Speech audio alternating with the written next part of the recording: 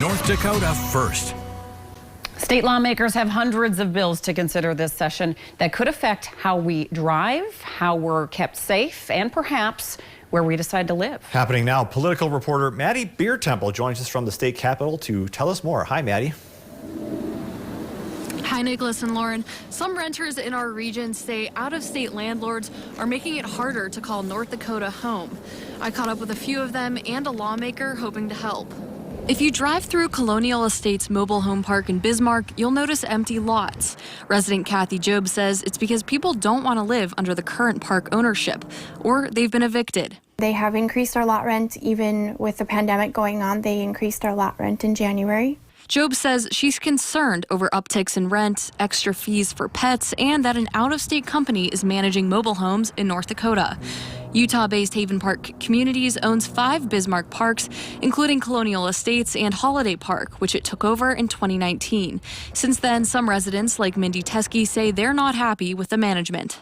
When the company that came in and purchased, it all just went downhill from there.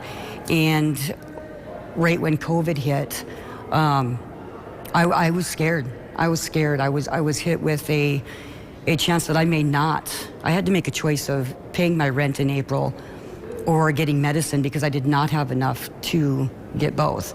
A bill in the legislature sponsored by Senator Dick Dever would seek to address those concerns by requiring on-site rental offices, advance notices of changes in rent or rules, and more. My concern is that the residents of those homes across the state are citizens of our state, and the out-of-state investors are just investors. Director of Government Affairs for the North Dakota Manufactured Homes Association, Kent French, says he spent the last year and a half hearing complaints from residents, and he wrote the bill to help their cause. Most of the complaints that we've had were complaints because of new ownership from outside the state of North Dakota. And these people were coming in and purchasing communities without really knowing the individuals. A Haven Park community spokesman said in his statement, quote, "By looking at the affordable housing issue, real improvements are possible. To do that also requires a candid examination of the fiscal realities and costs. We hope to be of assistance in the discussion and formation of policies and regulations that would preserve existing affordable housing and create more options for the affordable housing going forward." The bill has not yet been voted on and is still in committee.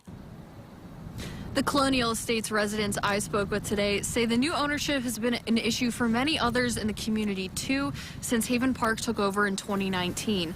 Now, the company's spokesperson did say that they were willing to work on legislation to maintain affordable housing in the area. Nicholas, Lauren, back to you. Maddie, thank you very much.